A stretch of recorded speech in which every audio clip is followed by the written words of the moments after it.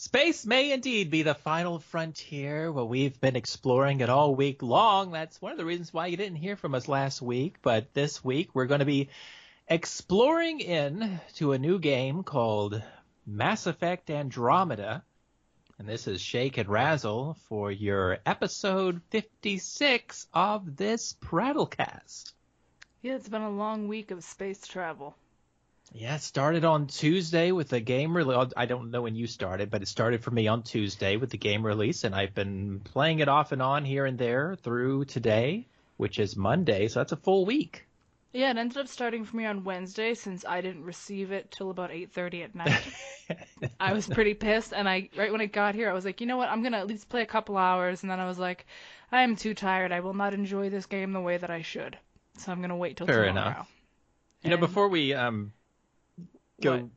go into the substance of it, because this episode's really just about it's an Andromeda review discussion. We're still on Andromeda. I'm sorry, it's still a thing. And we haven't completed the game by any measure, but before there'll probably we talk be a about new discussion when the game's completed. I would agree. Yeah.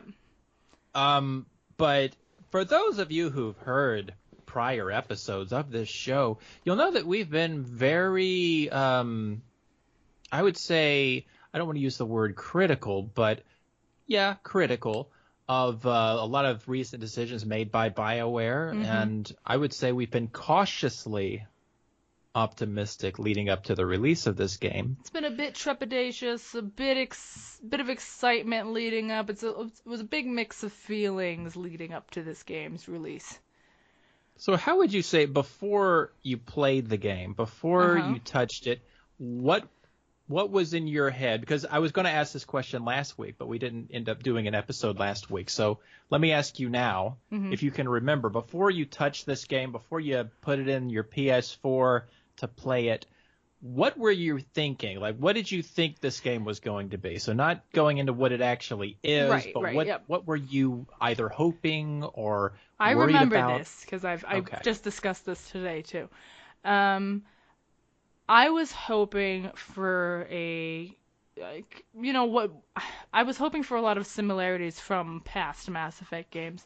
I wanted lots of character building. I'm a big fan of the conversations and the development with relationships and stuff.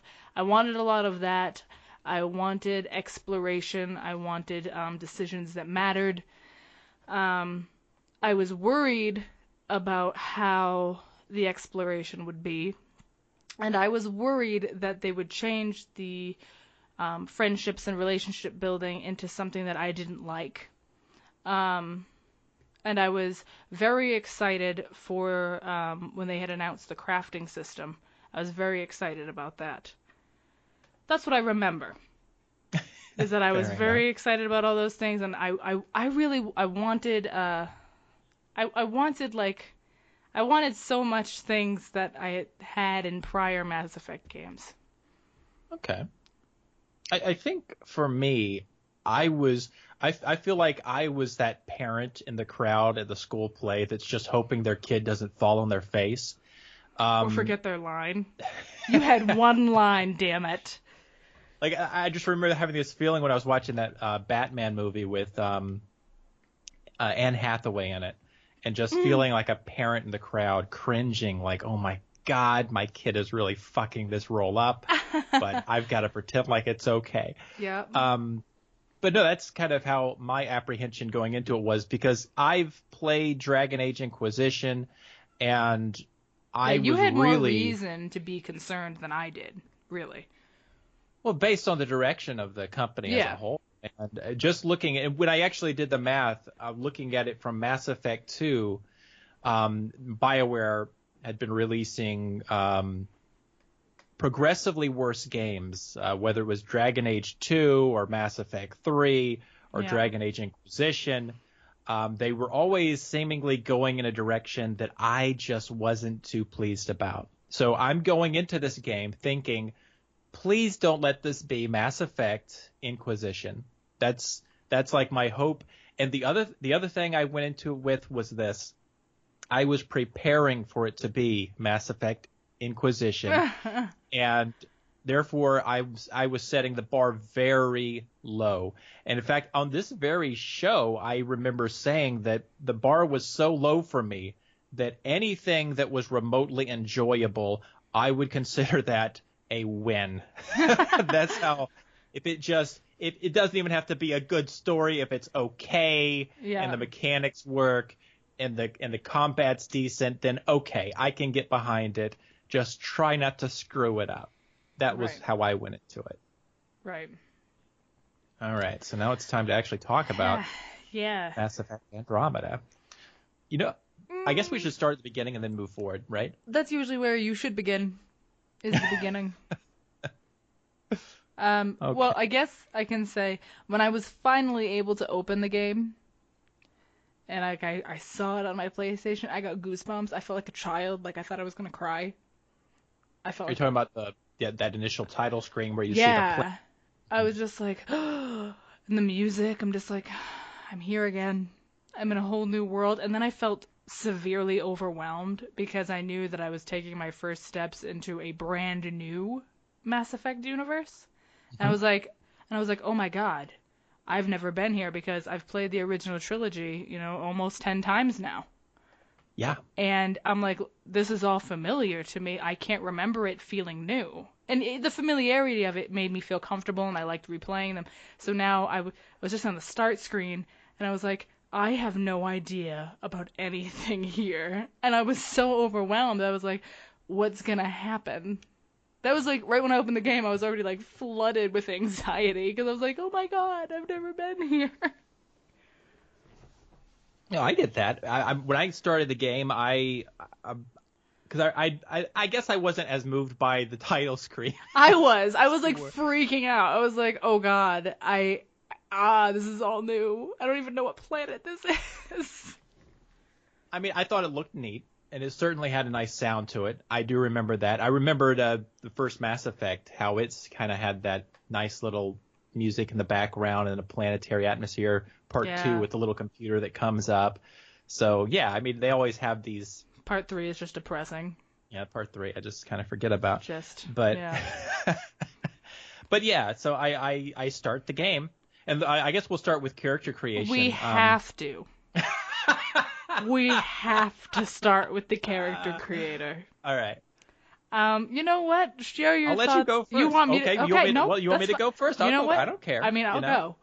I mean, I don't know where you're about to go. I have never been more disappointed that a character creator could still suck so bad after how bad the Mass Effect trilogy one was. Considering the advances in technology that we've had and how great this game can supposedly look, why does my character look like a dog shit on her face no matter what I do? There's no way to make her look decent. And after 2 hours of messing with her, she looked okay, but then I got her in the game, and she looked like she was covered in dirt.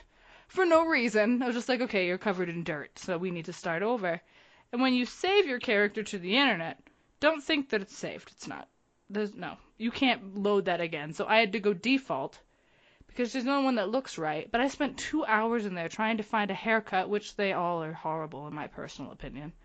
They didn't really up their game on hair. And maybe I shouldn't care so much, but I just thought all of it, all the presets looked bad to me. I didn't like any of the hairstyles. All the colors kind of looked ridiculous no matter what you did. And depending on the haircut, the colors looked different. The makeup was, I feel like there's lipstick that you can pick that looks as if she slept in it and then rubbed her face on a pillow.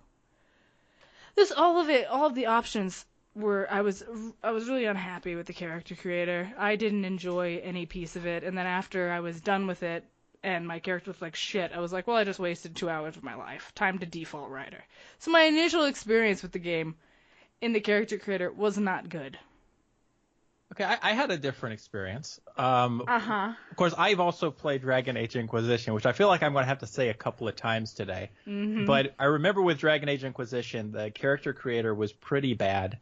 And what I did when I started the game was I looked online for people's versions of the character that I thought looked decent, and then I use their codes to create my character and then tweak it to my liking. And that's what I did this time. In fact, I even think I linked you something. Yes, you did. Before you started.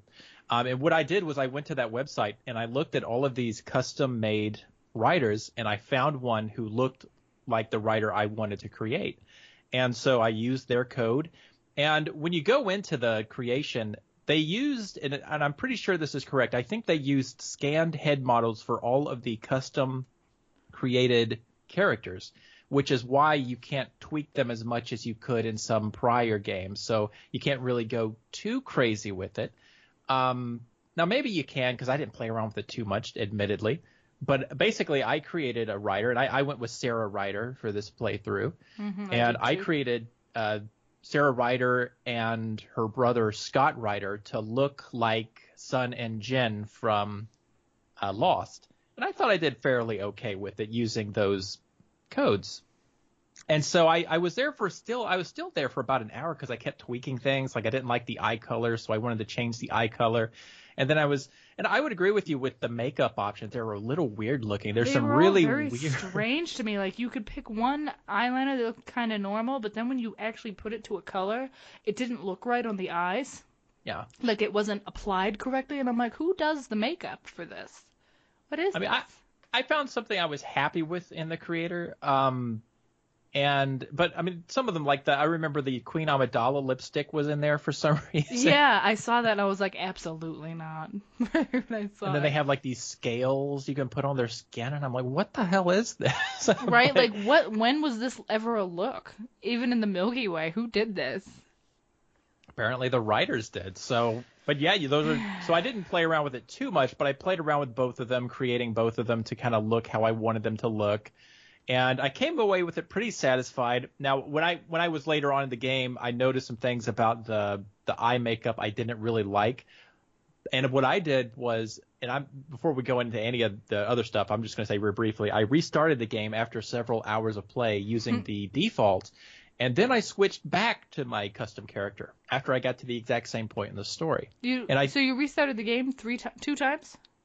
No. I only restarted once, but when I got to that same point in the story, I just went back to my original character because I felt like my original character looked.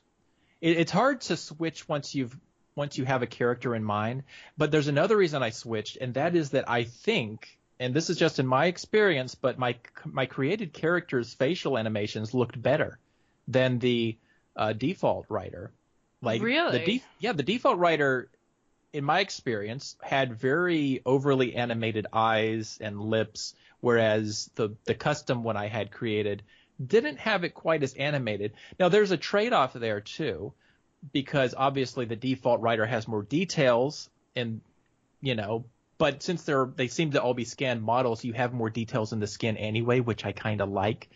So there are parts of the character creator that I did like. Like I like that you can see like a tiny little mole somewhere on the skin, kind of like you would on a normal human being, instead of everybody having flawless skin.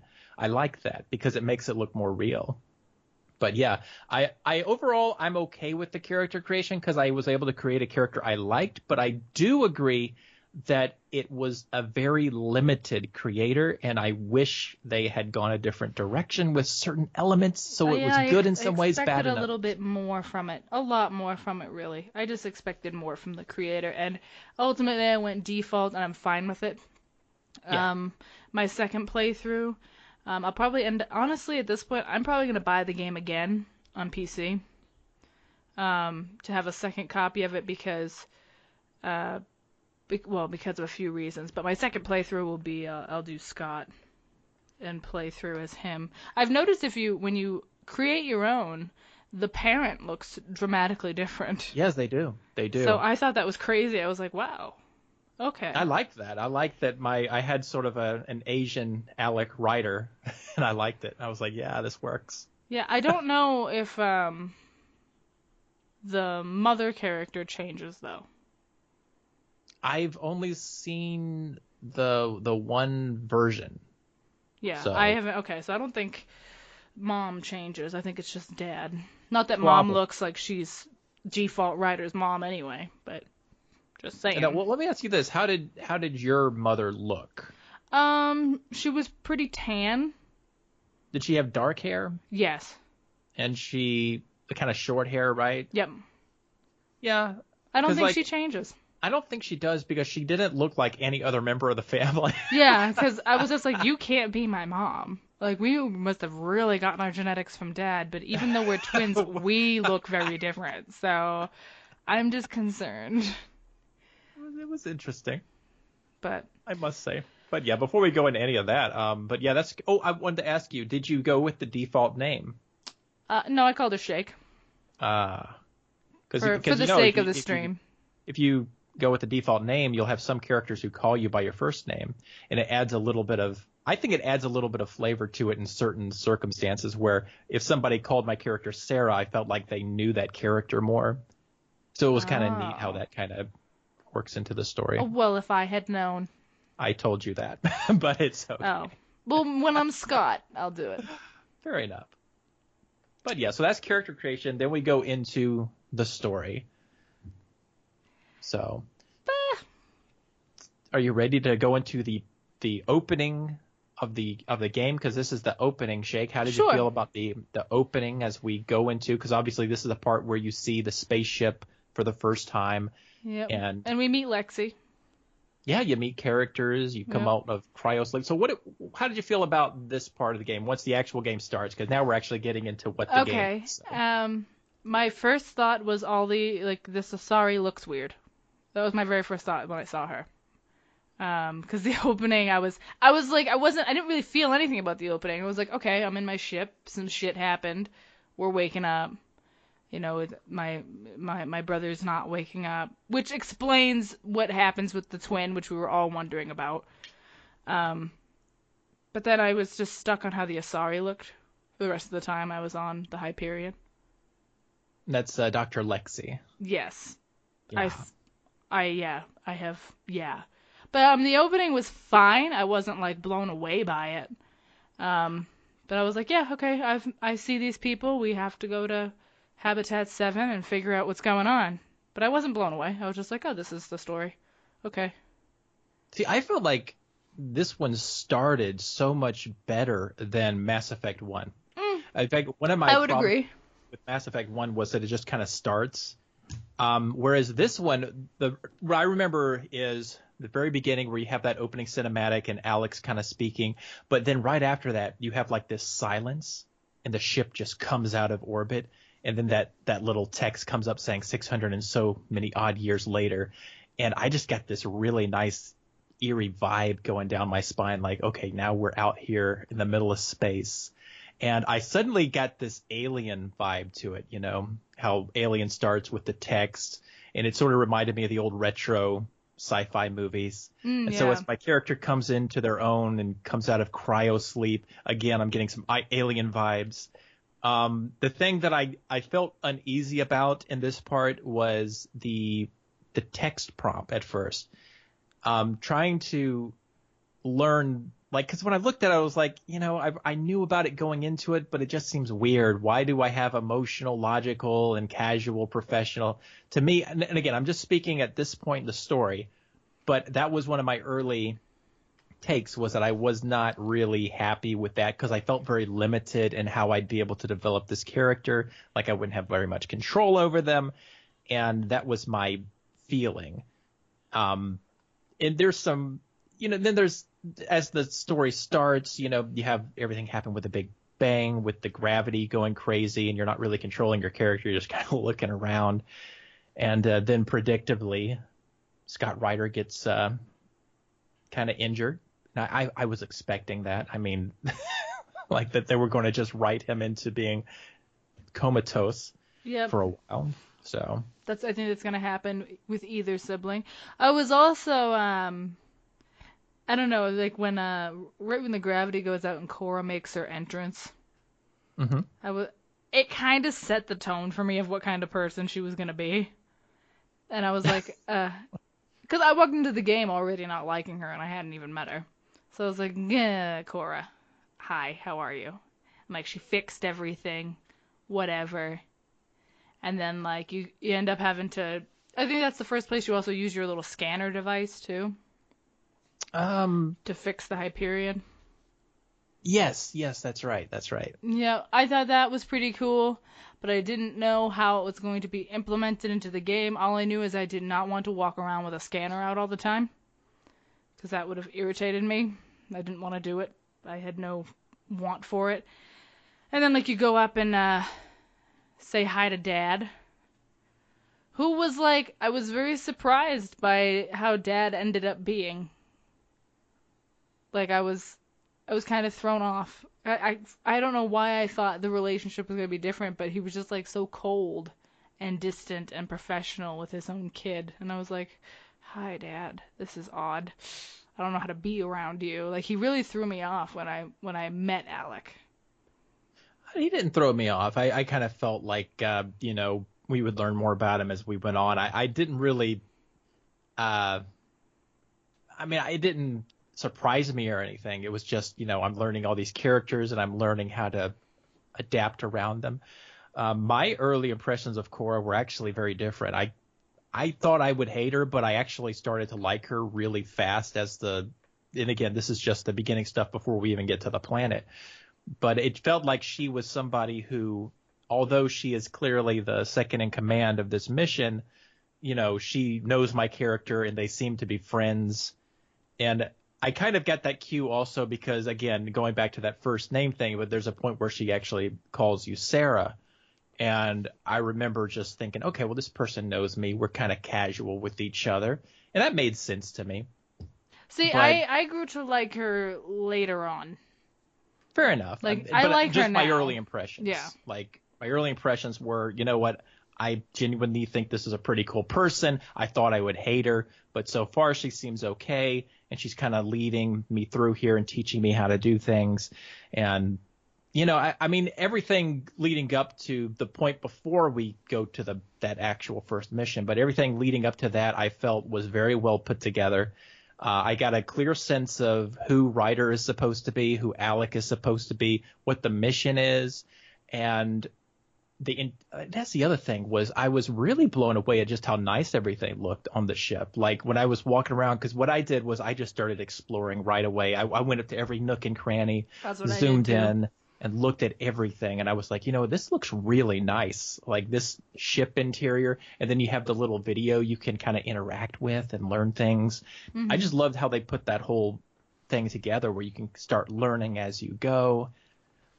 But yeah, it was still too early to know for sure about some things. Like I said, I wasn't too happy with some of the dialogue stuff at the beginning, but I guess that takes us up to the first mission, which I'll start here and just say that from that point that you're in that shuttle and you're heading to that planet, and I remember just being like, just in total awe at how cool it was to be on that ship and just looking out the window and seeing, the Scourge outside and all that thunder.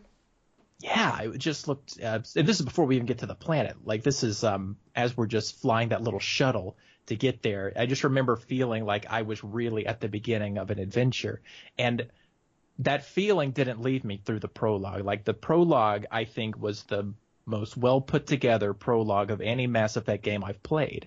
It felt science fiction, but it also felt mysterious. And one of the things I wanted to ask you about, because I don't know how much exploring you did on that first planet, but I explored that planet a lot, and I found things there that kind of helped cement ideas before they were even presented in the game. And that's one thing that I loved. Like there's this base you can come across. It's like a laboratory facility. Mm-hmm. And if you go in there, you have to first of all, figure out how to turn on the generator. And if you figure out how to do that, you and Liam are basically walking around there learning about the science here. And you're kind of piecing together that, wait a minute, this facility here, I don't think this is supposed to be here. And then you're starting to learn what this facility is doing and how it's studying things. And there's a corridor you can go through and you meet your very first remnant tech. And there's just all this cool stuff that's on that first planet that I guess if you just rush through it and just do like the main story, you would completely miss. But if you go off the beaten path, you'll find all these things out there that help piece together this mystery of what's going on. And it just felt like for the first time in a Mass Effect game in a long time, I felt like I was actually exploring something. And so for me, the prologue was where I was starting to go like, you know what? This game is starting to give me a feeling that most of the Mass Effect franchise has always kind of tried to give me, but usually failed at.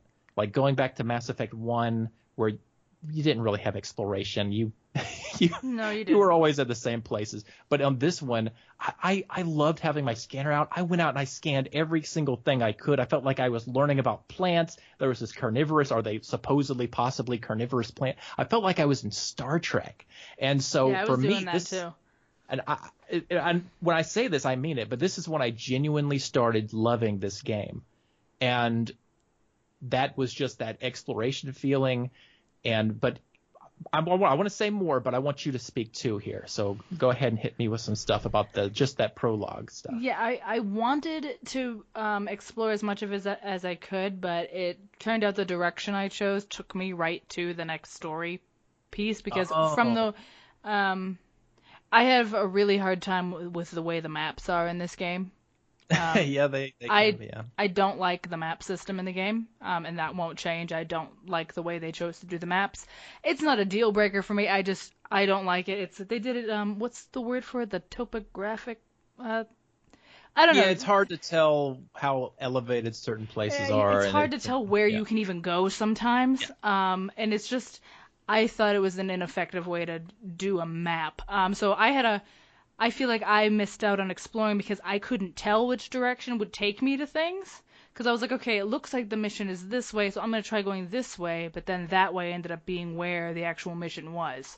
So I didn't get to do nearly as much as you did on that. I mean, I scanned as much as I could going through and all the plant life, and I enjoyed that, and I enjoyed my little jetpack and just walking around. I was looking at like the bird-like things that were flying in the air, and I was like, "What the hell are those? I've never seen those before." Oh yeah, those fucking manatees in the sky. I don't Yeah, and it's remember what like they you were don't called. get to see them like close up, but I was like, "What the hell are those?" Like, I need to know. And then yeah, I enjoyed exploring what I could. But the map kind of I feel like it just took some of that exploration away from me because I couldn't tell where I couldn't go. Well, what I did was I pulled up the map and I looked at where it wanted me to go, those like designated places, and so I always just stayed away from those areas. And Yeah, and I thought I was sometimes, and it turns out I wasn't. I do remember I walked everywhere. That prologue mission took me about between 4 to 6 hours to complete because I walked. I didn't run. I didn't. I never really do that in a game, but I just walked everywhere because I just wanted to take it all in because I was really feeling, like I said, I had that Star Trek feeling all of a sudden, and it got really exciting for me. And I had this guy named Liam who I was starting to think was a pretty cool guy, and so I was kind of like, okay, well, I've got this cool guy with me, and we're kind of exploring, and we're getting to know each other, and we're both kind of new here. And I loved that feeling because it's been so long since Mass Effect has even tried to give you that kind of feeling. And going into our first contact with the Kett. Now, let me ask you this. When you saw the Kett, did you try the diplomatic approach or did you try to go in with guns blazing? Well, when you first meet them, aren't they like hurting one of your friends? They're down a little ways, and it looks like they're not hurting him yet, no. But one of them has a gun out, and the other one's kind of near to where the guy is. And so Liam takes you aside, and he's like, well, should we follow protocol, or should we, be ready for anything? I tried following protocol. And then Okay. the moment they started beating up the guy and hurting him, I immediately killed them. Okay, so in other words, you put up your hands and you didn't have your gun drawn when you Nope, went I down was there. like, "Hey, what's up? Let's talk." And they kept like speaking tongues at me. And then I was like, "Hey, guys." And I knew right away. I'm like, "This isn't going to go well, but we got to try, right?" And then they started hurting the guy, so I'm like, "Well, we're killing him. The end. We have to." Yeah, I told Liam, we're following protocol because I was like, even though I knew in the back of my head, metagaming here, that, this is not going to go Yeah, well. this is the enemy. Like, it's obviously the enemy. But I'm role playing, and so I'm like, okay, well, here I am as Sarah Ryder, and how is she going to approach this? And I'm like, well, I think she's going to follow it by the book because she doesn't want to fuck this up. We're meeting the first aliens we've encountered in this new galaxy. We don't want to set a bad impression. So I had my gun holstered, and I love how they do that too. I love how they have her kind of raise up her hands as she comes down without a gun. And as you're getting closer and closer to them, at that point they start getting ugly. Now, apparently I waited too long or something, because when I finally did start helping or whatever, when I go down there, I can't remember what the dialogue option was, but I remember my character was like, yeah, I'm really sorry. I shouldn't have hesitated. But that was kind of funny. And I enjoyed it because I like playing that fish out of water, kind of learning as they go with everything. Yeah, I didn't mind the first contact thing. Like the cat, like, I don't know, the cat freaked me out at first, and I was like, what the fuck are you? Like, what are you? Because they looked so weird to me. They were foreign to me. I was like, you're not an alien I've seen before. And even after meeting them, when you go forward, and I think after that point is when you learn all the combat and stuff. Is it right after that? After you kind of explore for a little bit? No, actually, you learn the combat fairly fast. The first thing you do is you encounter like those storms, and you run through those to get to the cave, and then Liam tells you you can shoot this canister. And so that's when you first start using that. Right, that just teaches you how to shoot, though. That's not actually combat. Right. How did, because combat came up shortly after that point, once you start to meet back up with your father and all that, and you meet up with Cora, and you find everybody, and you all get to kind of be back together. How did you feel about your very first combat experience?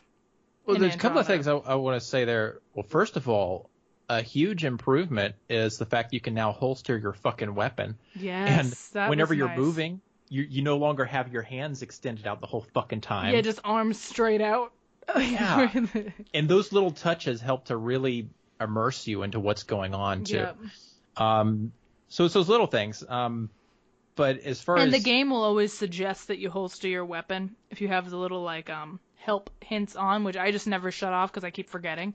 It'll always say like, hey, press this to holster your weapon. Like they don't want you to run around with your weapon out for no reason. They're just like, come on, don't be that guy. Just put your weapon away. And I always put it away. I never have that thing out unless I actually am out there. Yeah, I always put it away baddies. Too. But yeah, I liked that change. I liked that. Well, what were you asking about combat? How did you feel about your first combat experience in Andromeda? How did it compare for you to the original trilogy? It was certainly. I mean, I think it holds its own. I think it holds its own just fine. I think it was. I mean, looking back at some of the other games, I think it was actually better than Mass Effect 3, which was fine, but and of course I'm playing a biotic, so I'm using my biotic skills most of the time. I'm tech. And in fact, I don't even have a jetpack because of that. It's because you're using the biotic jump, which is kind of cool. But yeah, I'm all tech. I have assault drones and these little fucking other things that will attack the shit out of every enemy and rip apart their shields. Well, I've gone through most of my playthrough with just 2 powers. Oh, I have 3. Yeah, I mean, I later did put a third one on there, but most of the time I just had throw, and I had my my biotic. I've already forgotten the name of it. It's my favorite biotic skill, though. It's the one where Shockwave? Yeah, Shockwave. Yep. And I've had those 2, so I leveled those up, and then after that I started leveling up my weapons so I could have all 4 weapons, which is one thing cool is that as a biotic I can now have all 4 weapons, so I can have a shotgun, if you upgrade your combat rifle. fitness. And that's what I did. And so, and like some of the perks let you lower the weights of those weapons. So that's what I did with every single one. So now I don't have any problems with having all my biotic skills as well as 4 weapons. Oh, if you level up each weapon type? Yeah, there's always a choice you have to make. Like it's between either negative 25 weight or the other one is an improvement on something else. But I always go for the weight option because I know that I'm going to play a biotic, and that helps my biotic powers. It's helpful for tech, too, because it lowers our power recharge rate. Yeah, that's what it does, too, with the biotic.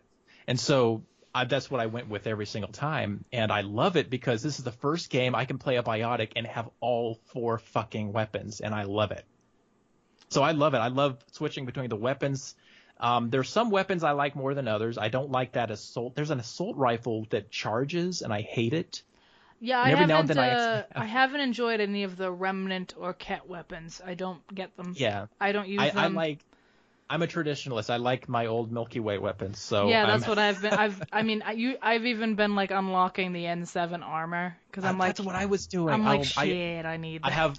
I have a level 4 N7, and after a while you can start unlocking the N7 Elite armor. Yes. Yeah, and that's what I'm working on. I want to get all of that N7 stuff, because when I saw there was an N7 armor, I'm like, so right now my character's decked out in lower grade N7 wear, but I'd rather wear lower grade N7 wear than wear any of the new stuff. Yeah, I think oh, before I get into that, I guess I should say my combat thoughts and experience here. Yes, please. The combat definitely is it's a lot harder. You die real easy. Like if you're out there in the open, it's like 5 shots and you're dead. So you really have to make use of cover and moving around and your moves and stuff, which is fine. I like that and I can deal with that. I'm buying the game again on PC because I cannot stand trying to shoot a gun on console. You've gotten too used to the keyboard mouse. And the thing is, it is true that you can be much more precise on a keyboard and mouse. That's just fact. So playing on PlayStation now, I feel like a potato. Yeah, but I mean, that kind of accuracy really only matters if you're doing player versus player. But for me, it matters in this of... because I die a lot. Because I shoot all around everything. What you're saying. Like, see, I cannot do shooters with keyboard and mouse at all because I would just lose my shit. But yeah, it's just a preference thing at that point. Yeah, but I would agree with you. I have a very hard time shooting things. I've also noticed that when you are fighting, things. It's just weird. Like every enemy is so precise and they knock you out so quick. And I got really frustrated with it a few times. And I was like, this is fucking stupid. Like I'm dying, like it's nothing. Like it was like 3 hits by one of the like ascendant things, and I'm the anointed, and I'm dead. Like a wraith pops up on my ass and whacks me with his head, and it's like, oh, your shields are down and half your health is down. But guess what? You have to find a stupid health crate to get your health back, which that's the one thing in that game I can't stand, is that I have to hunt for health or hope that I'm near a forward station. Why are you hunting for health? Because if your health is down, it does not automatically regenerate. I mean, I don't know. Maybe mine works differently. I don't know. Yeah, health I haven't had a problem with health or health anything. Doesn't auto-regenerate. Or maybe I've unlocked skills, like, because I know that if you've got your combat fitness all the way up, then you have regeneration. Okay. By like 50% or something. I don't yet. So. Okay. Like if like there's been times when I've been in combat and then your health goes down, or you run out of ammo and you have to find an ammo crate and a health thing, and that's like the one. Besides the fact that sometimes shooting is a bitch because I've gotten so used. I played the whole trilogy again on PC. I mean, I'll get used to console again, so I'm not worried about that. The only thing I don't like about the combat is how if I'm not in cover and I get shot twice, it's like, hey, you're gonna die if you don't find cover because these guys never miss. Or, you know, you gotta hunt down these ammo and health packs. I don't enjoy that they did that. I don't like that. I'll say a couple of things there. Number one, I disagree on some of those things as far as where I'm at as a player. I'm kind of like, I never had a problem finding crates of ammo or whatever, you know, because they're always usually pretty close by whenever I'm in those missions. As far as deaths and dying, I didn't actually die until I got to Eos. That's where I died. Yeah, it was that one where you meet that I can't remember the name of that large little beast guy who kind of runs around. Large little beast? Yeah, I know. He's larger than you. Oh, the Fiend? Yeah, the Fiend, the very first Fiend. That encounter for me. Fucking tedious. Yeah, and I didn't realize the reason why I kept dying was because I didn't seem to understand that if I stayed inside, I'd have a better chance because there's a heck of a lot more cover in there. And so that's what I did. And as soon as I did that, I was like, okay, I'm good. But I just went to the highest roof. Yeah, I didn't do it. I tried a couple of things, but it was always running around because it was too open. Yeah. The one thing I do have a problem with combat, because I didn't have any of those problems, but the only real criticism I have is that most of the enemies do not target your squad mates. They only come after you.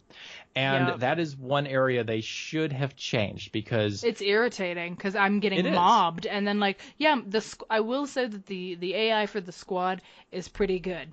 I don't usually have to tell them what to do. They just go ham. And if they die, it's just, they were whacked by whatever's hitting them because it has to. But those enemies all mob you. So if you're not in cover and you're trying to run across an area where there's 5 enemies, chances are because the enemies don't miss. They just all fucking nail you and you're dead in seconds. Your shields and health will boof straight down. So, and I know they said before the game came out, you're not going to have to use cover as much. We want you to be able to move around, but you can't. I mean, you can, but it depends on what kind of combat it is, too. But yeah, I would agree with you that you do have to stay in cover most of the time. Yeah, I've tried to jump around with the jetpack and use, the suspended air fighting and stuff just to try to move around.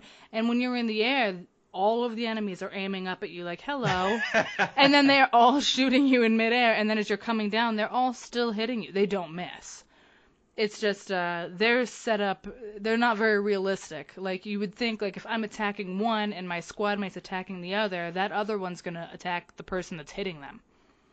One thing I'll say about the AI, one of the things I did not like, at least early on, because I don't think they do it as much later, but I did make a note early on about how squad mates would run ahead of you to the point you're supposed to go at. And I think that was mostly with Cora at the beginning of the story, because she was still in charge, but I didn't like it because I felt rushed and I felt like they were kind of giving away where I needed to go. Yeah. Let me explore. Let me go look around. I'll get there eventually, but I don't want somebody just running up and waiting on me. It just felt weird. I was just wasting time or whatever. Yeah. Oh, and another thing that I found, it's just a little frustrating, and it's just a small grievance that I have. Is when your squad mate is downed, the only way to bring them back up is if you kill everything or you run into the middle of firefights to save them, which is usually where they're dead, is in the middle of where everything's already shooting at you. I don't know. I think combat could be improved. I mean, it could be improved, but I feel like it's already a huge improvement over where the games were at before, particularly in how AI worked. Because I remember having Garrus on my squad, and Garrus would just stand Garrus there. Dies so and he would just or he'd just be stuck. I feel like the AI for Garrus got stuck all the time. I remember fighting the human Reaper baby, and Garrus was at the doorway the whole time, just getting mobbed. Which was fine because it helped me kill the Reaper baby, but Garrus was just stuck there.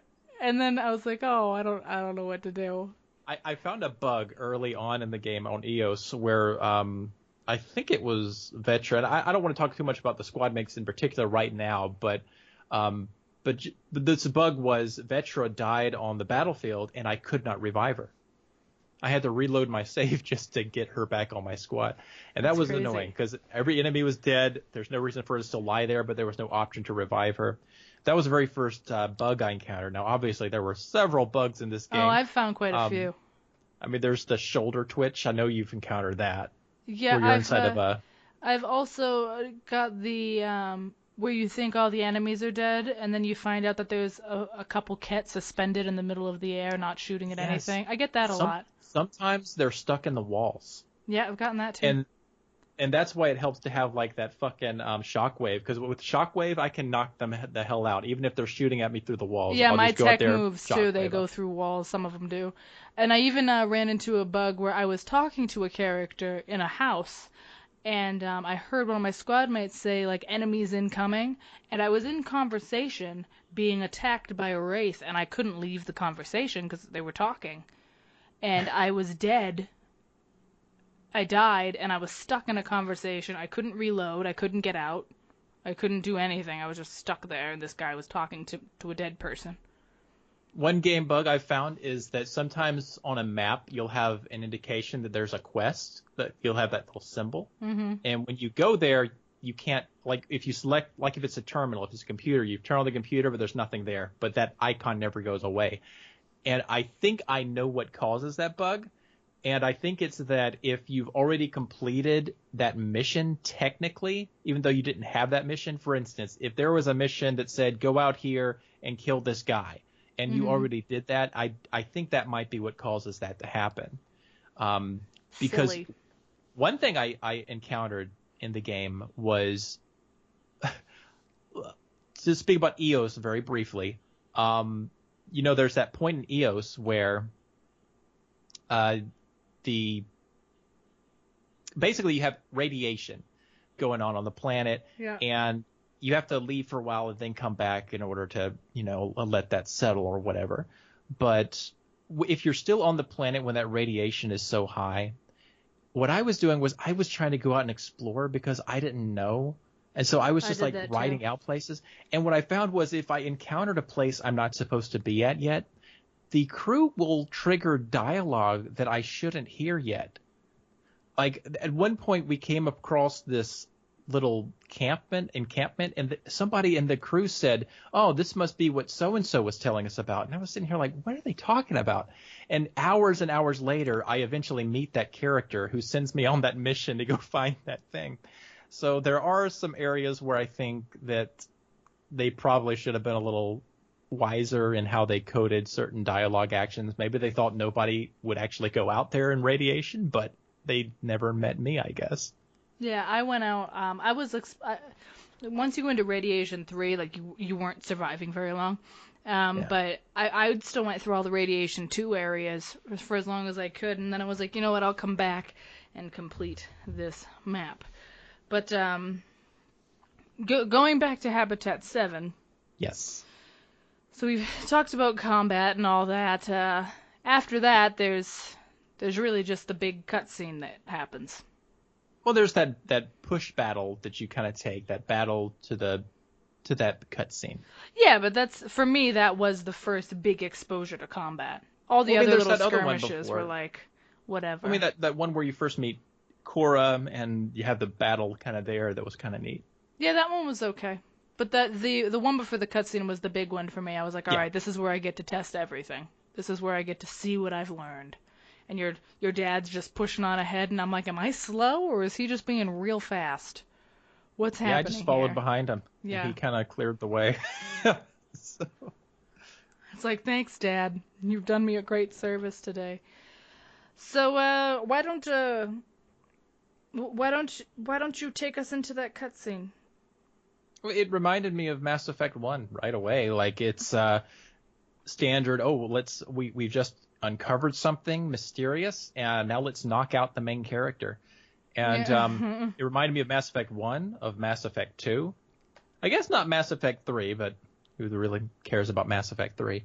But the other two games, it certainly reminded me of that, where you're kind of like in and out of consciousness, and then you're kind of waking up afterwards. But that cutscene was pretty cool. I thought that I liked that you have that little moment with your dad, where he's kind of like taking you in, and he's got he wants to show you this thing. He's clearly been dedicating a portion of his life to learning about or whatever, and so there you are, and it's just really neat. And then following in with that, you have that other cutscene where you meet the Ket, which I loved that little cutscene with the Ket guy who holds up his hand and tries to mimic what Alec was doing. Oh, yeah. I just thought that was really neat, and I loved how they had the music. And before you give me your impressions really fast, I loved the sound in this game. It was a huge improvement over Mass Effect 3. Yeah. The music all feels like it's correct. The sounds all sound beautiful. Like if you're walking through a corridor, you'll hear something dropping in the distance, and it just immerses you into what's going on. But yes, go ahead and tell me your impressions. It made me, that cutscene made me, it kind of, I began to feel attached to Alec, even though it was very apparent that, that this was coming to an end. And I was just like, oh God, this is too soon. Like, I don't even know you, and I want to know you. I was also very confused as to why we didn't just go back and forth on the helmet. Like, why we weren't just... helmet? Like, when he gives you his helmet. Oh, like, okay. why didn't you hold your breath, give it to me for a minute? I hold my breath, give it back. Just saying. You know, we both could have done this. But it seemed like she was. I mean, because you pass out anyway. So, but that was the first moment where you could see real love in his eyes, and it was like he was very proud, but he felt really horrible at the same time. And I didn't understand why I was seeing both of those things on his face. I was like, what's going on? And I was like, I know that something bad's happening right now, and this is sad, but what is going on? Why are you looking at me like that? And I don't know. It was really powerful for me. Like it made me care about Alec, and I immediately wanted to know him, and I knew that it was being taken away from me. Yeah. And I didn't. I mean, I was just like, I don't like that. And then, of course, your character becomes the Pathfinder, which I felt really bad for Cora. Like, because I remember thinking to myself at that point where you kind of come to and you're waking up and you realize that you've been selected to be the Pathfinder because your dad has passed on this technical what-how to you and completely passed over Cora. And I remember just feeling like, if you want the job, Cora, you can have it. I don't really care. But yeah, I just felt really bad because I felt like she handled it really well, but I could also tell that she was I offered upset. it to her. I told her she could have it. You offered it to her? Yeah. I was I don't remember. When was that an option? I don't even remember having when you're that first option. discussing it, you can be like, are you sure you don't want this? Like I pretty much asked her if she wanted the job. And she was like, nope. She's like, I respect your dad's decision. She's like, I'm not going to go against what your dad has done. And I was like, okay. Yeah. And I was like, and then later on you can have conversations with her, asking if she's really okay with it or if she hates you. And she's I like, remember having those types and she of was like, no, I'm good. She's like, I just want answers. I want to understand why. She just is upset that she doesn't know why he did it. Yeah. Which is understandable. And I felt really bad about it. And I'm like, sorry, I'm not qualified, but here we are. And this is also as the game got a little bit more in, I started to enjoy the the conversation system a little better, even though I don't know how much control you really are shaping Ryder in. Now, as for me, I think the majority of mine have been emotional and casual options, but I'm not picking them based on that. I'm picking them based on the situation and how I'm kind of role playing in that moment. I'll go between emotional and professional. Okay. Well, we have kind of a difference there. I've noticed that with casual, she gets kind of sarcastic sometimes. Mm-hmm. So that's kind of funny. But now, whenever she's encountering some things, she's very professional. But at other times, she's very casual. It's just depending on the circumstance, I guess, of what's going on. But yeah. But I didn't want to play another Shepherd, I guess. And that's one thing I wanted to touch on real fast is that I'm kind of glad we're not playing another military character, even though they do have an alliance background, but I feel like their background is also more science-based. In fact, there's this conversation you have with Liam where you can say, well, my love of science brought me out here. And I loved that because I wanted to play a more scientific character. I wanted to play somebody. And, of course, Sarah Ryder studied the Prothean shit. Yeah. She knew Liara, too.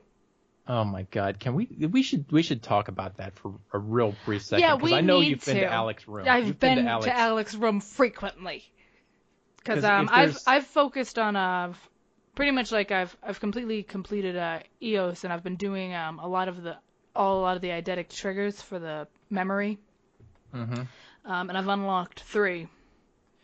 I don't know how many I've unlocked. Okay. I do know that I might have unlocked 3. Yeah, because I've unlocked 3 memories and I have 2 private logs that are no longer encrypted. What was the second one? Do you remember what the second one was? The second one, I believe, was when he was with his wife talking about developing Sam to cure her cancer. Okay, all right. And so you've seen the one after that? With Sarah and Scott? Yes, that's the last one I've seen. Yep. So you've seen 3. Okay, so we've seen the exact same number then. Yep. Now let me ask you this. Now your Sarah character, what color shirt were they wearing? Well, I changed all of her clothes. No, but I mean in the memory, in the white. She was only wearing plain white. There was no other color. Yep.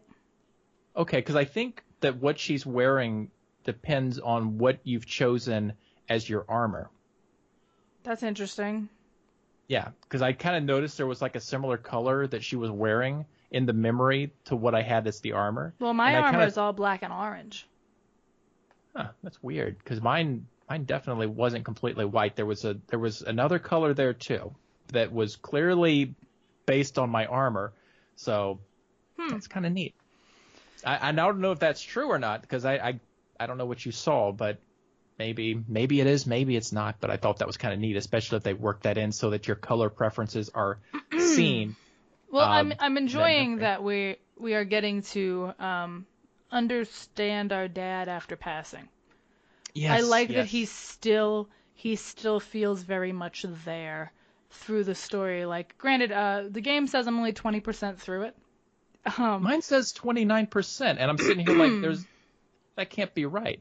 Like I've done so much, so I'm. It's right. So, but I feel like I've gotten so many memories, and I thought every memory unlocked a log, which it doesn't, which is kind of good, because now that makes me realize I'm gonna get to see a lot more of what my dad saw, and I get to really be in his head and understand him, because I just immediately felt attached the moment I knew I was losing him. And I was like, I just want to know who you are. And I feel like even Sarah didn't know who he really was. Because she speaks about him as if she's very disattached from him, and like he wasn't really there, even though he was. He was always kind of distant. Even in that memory, that last memory that we unlocked, it's very clear that he was distant. Like he's like, oh yeah, you guys have gotten taller, and Scott's like, yeah, that's what typically happens. He's like, yeah, Dad, you idiot. That's what goes on. But I don't know, like it's interesting to see, and then to see his logs, like discussing the Geth and working with the Shadow Broker. And all those goddamn fucking audio logs of fucking Liara around that's his what I wanted room. to talk about. I'm so angry right now. Something is wrong with that voice in those logs. It's not even that. It's the fact that they brought Liara in it at all. I mean, here's the thing. The galaxy is so fucking large. Why in God's name is Liara appearing here? Why? It doesn't make any sense at all. I mean, you could have had any other fucking person. Yeah, I was irritated that she was there, and then I also thought that something sounded very wrong with how she was being voiced. Like they just took recordings and smashed them together. No, I think it maybe is just she's gotten older. Maybe. Probably. Yeah. I don't know. But I just wasn't happy that she was appearing in it. Yeah. I wasn't happy that they brought in an old character, because I'm like, let this be something new. Don't bring in anything from the past. There's no point. I know they did it probably as a little, let's have a little Easter egg for Liara fans. They did a couple of little Easter eggs for characters. Well, I haven't seen any others, so don't tell me about those. But Well, you had to have seen the one on Eos. If you 100%ed Eos, you saw it. I don't think I did. Did you talk to a guy who called you Duckling? Yes. That's Zaid Masani's son. Oh, I haven't learned that yet. Well, he doesn't tell you.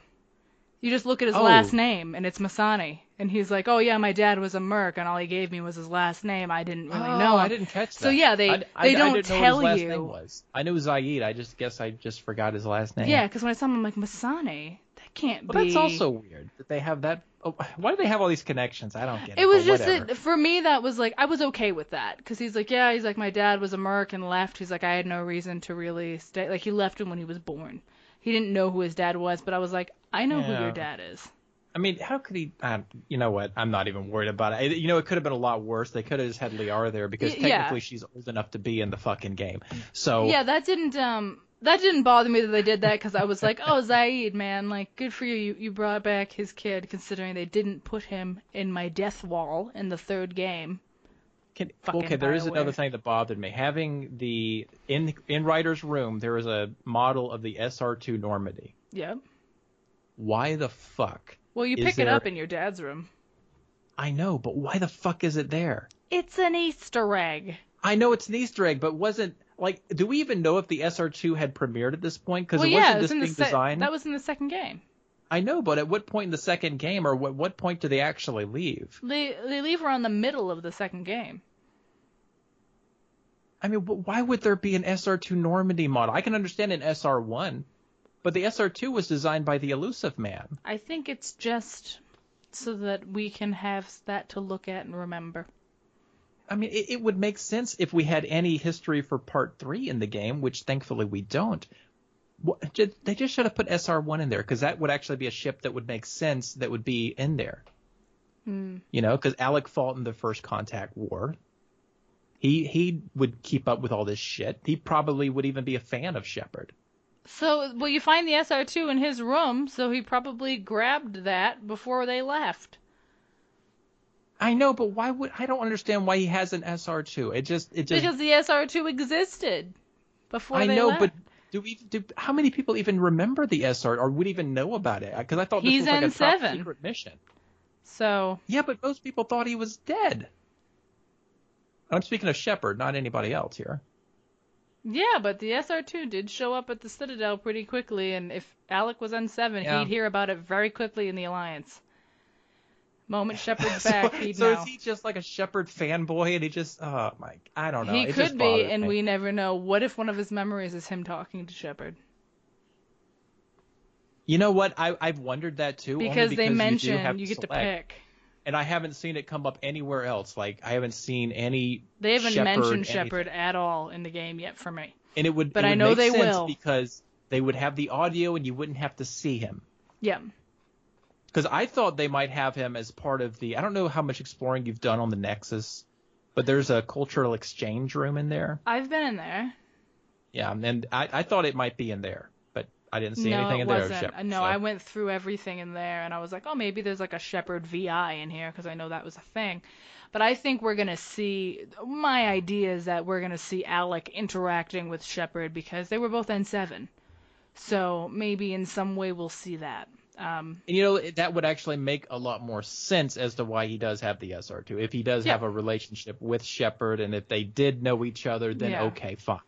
But still, just seeing it out of the blue like that, I'm like, why don't they have the SR1? That makes more sense for this time period, but whatever. Not as bad as hearing Liara again. So I'll let's go ahead into the companions, why don't we? Yeah, oh, but I wanted to mention go ahead. one more callback they did, and it was a very random character encounter that I had on the Nexus, is one of Nyrene's cousins is there. Like Nyrene. The female Turian you meet in the Omega DLC. Oh, I've forgotten about her, but yes, okay, go ahead. I can never forget a Turian. I know, I remember all It was their more names. recent for you. I mean, this was years ago for me. You just meet this character, because I spoke to everybody I could, and every time I go, I loop around talking to everybody. And this person was like, oh yeah, like I came here, you know, my cousin Nyrene's back home just doing her own thing on Omega, and I'm sitting here thinking like, shit, I know what happens to her. That really sucks. I'm sorry.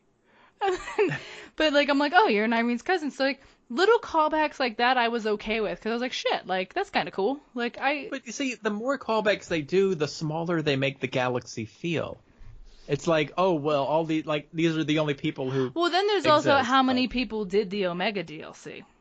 Well, no, and there are going to be people like me who don't even fucking remember because it's been forever. So yeah, that's true. Yep. But still, knowing that now, it makes me feel like, oh, come on, people, let's make the universe a little bit smaller here, because if we do too many callbacks, it's going to get to be a little bit too much. Yeah, like, what I've seen, I didn't mind. I didn't mind Zaid's son. I didn't mind Nyrene.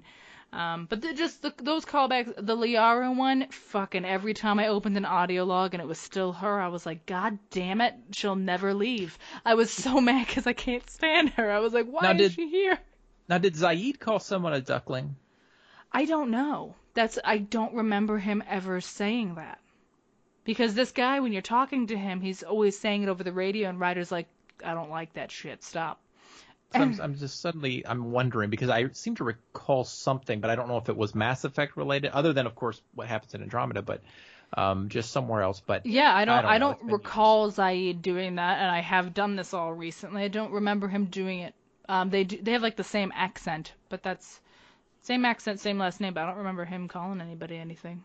But yeah, I guess we should go into companions. Yeah, and in line with the companions, I also want to mention that the Tempest is so much cooler than anything Shepard ever drove. Yeah, I dig it. I feel bad for Shepard now. I'm like, damn, you thought your ship was awesome, and I thought your ship was awesome, but I have the Tempest now. I mean, that thing it's beautiful inside, it's beautiful outside, and anytime you see it landed down on the planet or anything, it seems to scale. And I don't know if you did this or not, but at least on EOS, I know you could do this. But if you ever jump on top of the ship, have you ever done that? Yeah, my squad's like, really, Ryder? Yeah. Whenever I do it, because I'm like, I Pilot's just want to really, see Ryder? that. I just kind of like that. But yeah, I mean, the ship is just great. I love the ship. That's my favorite of all of BioWare's ships they've given us. And I also have never gotten lost on this ship. In fact, I only have one complaint about the ship. Only one huge fucking complaint. Oh. And that is that they don't put the fucking loadout in goddamn Ryder's cabin. Yeah, it's in the airlock. Yeah, it's right up there. You have to go up the fucking ladder to go to the loadout. And I'm like, if I'm changing the color of my gear, why do I have to climb a stairs to see another piece of armor and then go change the armor if I don't like the way the color scheme works on this armor? It's a very annoying. I wish they had just put the loadout, or at least a loadout there in the cabin for easy access, and I wouldn't be complaining about anything, because I love the design. I know where everything is. You have access to everything. You can access shops. You can access the online capabilities, the AVP. You can speak to all your squad mates who move around the ship, which I also like. So yeah, it's great. Yeah, my one gripe about interaction with them before we go into them individually is, let's say you get an email from a squad mate. Yeah. Even if you don't read that email, you can still continue with the mission, and then it tells you that you failed a piece of a mission with them. I feel like I shouldn't be able to discuss an email with them that I didn't fucking read. That's weird. I haven't had that happen yet. So I have, because there's times when I don't check the email terminal right away, and if I go around talking to them, they'll talk to me about something they supposedly emailed me about, and I'm like, well, now I gotta go and read that because I don't know what the hell you're talking about. And I felt like they should have. I feel like it's not that hard to just make it so those dialogue prompts don't come up until after I've read a message, because in the other games they don't. Yeah. Like, you have to read those messages first. And so far I've run into that issue a few times where it's like, I'll go to talk to someone just to check in, and they'll be like, oh, hey, you got my message. And I'm like, no, I didn't. No, I didn't. And then I feel stupid. I'm like, I don't know what the fuck's going on right now. No, I haven't had that problem. I mean, I've had them, mention things they've emailed me, but I've already read the emails before I got to them. Yeah, now I've gotten in the habit of I just check the terminal right when I get on the ship, because I'm like, I'm not getting fucked with again here. No. Because it happened so many times. I was like, and then like, oh, you failed this. And in your admission thing, it'll say, like, for Cora's loyalty mission, it says I failed reading an email. And I'm like, well, what the fuck? And you can read it after. So I'm like, I didn't fail. I read it. I just didn't read it when you wanted me to. What the hell, game? What are you doing? There's just little things like that they, like, it's just like it was an oversight for them. Like, it's like, come on, you could have made this so, like, it worked. All right, so as far as the characters, we have, at the very beginning, we have Cora and Liam, the two human squad mates. Uh-huh. And how do you feel about them? I like Cora. I'm surprised that I do. Her haircut makes me want to dislike her and call a manager. But she's professional, but she's also friendly, and she's very open about how she feels about things, but she respects you. And she like sympathizes with the fact that you're so new to this, and she's just angry that you have to go through it. So you know that she cares about you. Like, I feel like she cares about my character. And I look to her as a friend. She's not romanceable, because I tested that out with everybody, which is fine. She's not really for me. It's okay. But she's really cool, and like to find out like early on in that relationship that she's an Asari commando. Like, I thought that was so cool. I'm like, wow, Cora. I was like, you really are a badass. Like, I really enjoy her character, and I don't know a lot about her personal life yet. But I'm getting there, and she's really great to watch. I like her so far. Yeah, the thing that I would say about her is that she comes across almost like a big sister, where she has sort of that connection to your father. And so she feels almost kind of like an extension of a sibling And so I agree with you that she's professional, but she also seems to care about Ryder, which I was surprised by because I felt like this relationship would go one of two ways. Either she would be incredibly jealous of you. Yeah, and I would was have expecting that, honestly. like a Miranda relationship going on. Yep. Or that she would just be kind of nothing, like just a bland personality, EXO. Yeah, those were my expectations of her as well. But I actually liked her a lot. I didn't think I would, same as you. When I first saw the trailer and I saw her, I was like, oh my God, yeah, who is that? my expectations were really low, but she's been impressing me. Like, I like learning about her. I like talking to her. And she makes my character feel better. Like, I'm more comfortable in my position because I know I have Korra there to help me.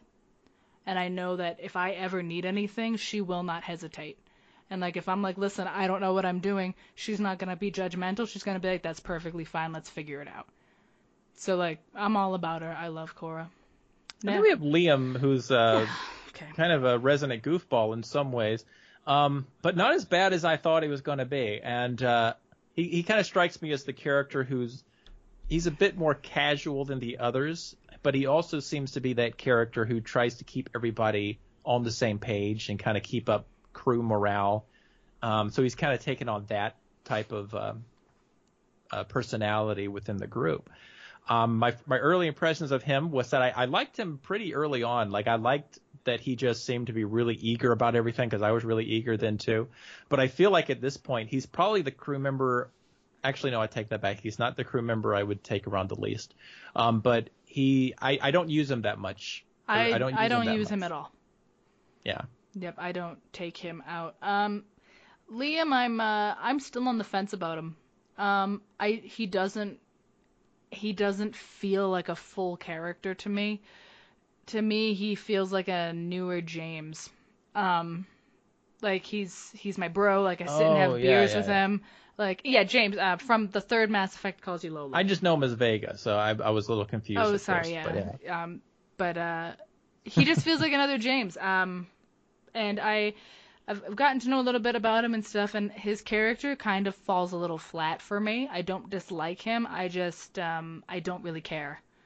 I find it hard to care about him. Yeah, I would agree with you. I'm not as interested in his story as I am a lot of the other ones. Yeah, he's just kind of like, you know what, I'll hear you out. I'll still get to know you, but I don't really care. All right, and so that takes us on to, I guess, the third one we get is Vetra, who is the Turian squad mate, who joins us on the Nexus and then comes in. And I guess, did I just do the first impression on the other character, so you can take this one? Okay. I have a strong bias with Turians. I like them. I have like a weird attraction to their race. So when I saw her, I already knew who she was. I was like, all right, I'm excited. So like I was inclined to like her from the get-go, but I was surprised. Her personality isn't what I thought it would be, which I liked. She's different from other Turians, and she's very family-oriented. She kind of plays fast and loose with things sometimes if she has to. And I really liked her. I like that she's also romanceable, but she's not an easy romance. She's very hard to get. And she's very reserved because like she's so concerned with her family and what's going on with her sister. But I really like her. Like I like all my interactions I've had with her. I think she's an interesting character. Yeah, she's impressed me, but I like Turians, so I'm biased a little bit. But I do like her. I tried to not think of it as like, oh, it's just a Turian face. Like she's actually really great to have. I like all of her dialogue when we're driving around too. I always have her on my squad. So. Now I'm in some ways in the opposite camp where I'm not a huge fan of Turians. They're probably my least favorite of the council races when I look at them compared to Solarians, Asari, and humans. But I did like Vetra, like really from early on, like when you first meet her and they're putting on the crates and everything, and she takes care of the situation for you. Yeah. I just kind of liked how she interacted, and I really started to like her right away. She's super confident. Yeah, and she shows you around the ship. And the thing that was neat about her, because I was worried at one point, like in how her personality was going to mesh with my characters, but there's an interaction you have early on, and then later on, I think she sends you an email saying that, just because I do these things on the black market or whatever, if you don't want me to do that, I won't, because this is your Yeah, I remember shit. that. And I thought, you know what, she knows who's in command, and I respect that. And I think, like when you first walk in on her and she's having that conversation with her sister, who you can like then meet on the Nexus, who freaks out when she meets you. Oh, I did meet her on the Nexus, Yeah. but when you first walk in on that, I had this immediate Ashley vibe, because I remembered a very similar thing in Part 1 Mass Effect, where you walk in and she's talking to her sister. When it happened. And I didn't know if it was like a callback to that, or if it was like just I think that's probably what it was just a callback to the original, because there's another character who gave me an Ashley vibe too later on, but we can go into that later. But with Vetra, I liked Vetra a lot. I do have her on my squad every now and then. I actually switch squad mates more often in this game than I have in any prior games. Usually I have the two that I like above all else, and I'll just keep them throughout. But in this one, I alternate a lot. And there's probably only one I don't use as much, but we can talk about everything together later on. But that's Vetra. Next we have on the list, I think in order, would be PB, who is the Asari individualist, I guess is the best way to put her. And I remember your first encounter with her, and I will say, because I'm biased when it comes to the Asari. I do like the Asari a lot. I just don't like Liara. And nobody likes Liara. In good conscience, nobody can like her. And if you do, I want to know why. But I will say that I loved PB. Not like necessarily right away, but as I got to know her character, I really started to like her a lot. And just mulling out here, the 3 female characters in this game are better than pretty much all the female characters in prior games combined. Yeah, I'd say so. Because they're all great characters. Like they have their shit together. They know who the fuck they are. They know what they want, but they also have their weaknesses and their strengths. But none of them feel like archetypes. And that was one of the problems with the earlier games, like especially Part 1. You had Liara, and you had Tali, and you had Ashley. And none of those are necessarily likable characters. Some people do like Tali, that's fine. But for me, she just always seemed too much like a fish out of water. I killed her entire race, so I don't care. And then there's Liara, who just can't stop flirting with you. And then there's Ashley, who's just a straight-out racist. So, none of them were really that likable. In the original game, the one character that I even liked was Rex. Yeah, Rex is great. Rex is a great man. I miss him. And then you went into Mass Effect 2 and you had Miranda. Who's just there to give endless ass shots and full body scans. And, she's just a bitter bitch. Like, that's all she's there for is candy. Now, you had some decent ones in Mass Effect 2. You had the Justicar character. You had, even Kasumi Samara's was pretty great. neat. Kasumi's cool, too. I like her. But then you also had, with Jack, you had, I think Jack was just too edgy for the sake of being edgy. Far too edgy.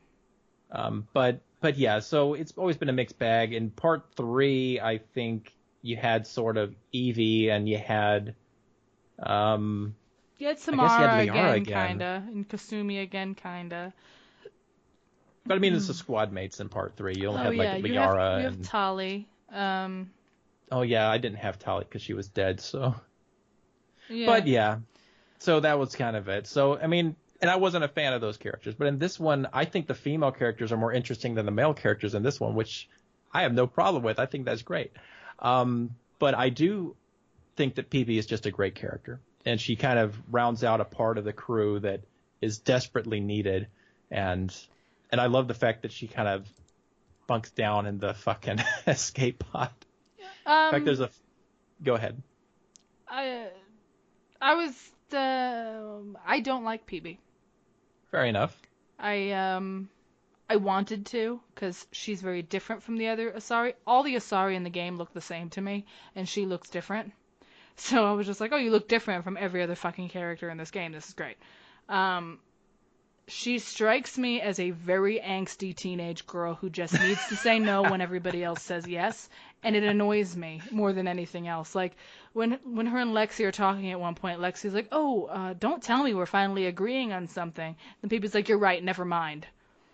And then like no matter what you're doing, PB does everything to be as much of an enigma as possible for the sake of being an enigma. Like, and I find her very frustrating and annoying. I don't really enjoy her very much. Like, maybe over time as I get to know her as a person, because I'm just finding out about her and this woman Kalinda. Maybe over time I'll figure out more about her. But right now she just strikes me as an angsty teenage girl. It's like another Jack with less attitude. I disagree with that assessment completely, but I mean, Jack was a fucking time bomb. Yeah, whereas I just think she's too angsty. I just don't. No, I think that she's a perfect fit because she represents the type of person going on Andromeda that seems very likely, like the people who are just trying to get away from it all. And she's somebody who likes to stick to her own. I love the fact that she's heavily interested in AI shit, like the Remnant technology. So yeah, I find her very interesting. But well, I mean, Vetra left for the Initiative for the same reason. Yeah, but you know. But I don't know. I find PB to be very angsty. I think she's childish. I haven't enjoyed interacting with her very much. I do it just to see if maybe over time my opinion changes, because it might. I might grow to like her. Because maybe this is all just a cover to hide how she really feels about things, and that's why she's that way. But right now, I think she's annoying. Fair enough. And so that brings us to Drac, who I'll let you take over first. I like how you meet him in true Krogan fashion. He's just crushing wraiths, and like taking their bones. I thought that was really cool. I think it's interesting that he's as old as he is. Like he's got granddaughters. Like he's a really old Krogan. And you don't see that very often ever. And I like that his personality is not like other male Krogans I've seen. He's emotional. He has feelings about things. He's much more open-minded. He's just, and like he comforts crewmates and stuff, and like him and Vetra have some great dialogue together. I've enjoyed getting to know him and like learn about him and see him and Kesh interact is wicked cute. Yeah, I've enjoyed Drac so far. I think he's different from other Krogan, and I'm pleasantly surprised by that.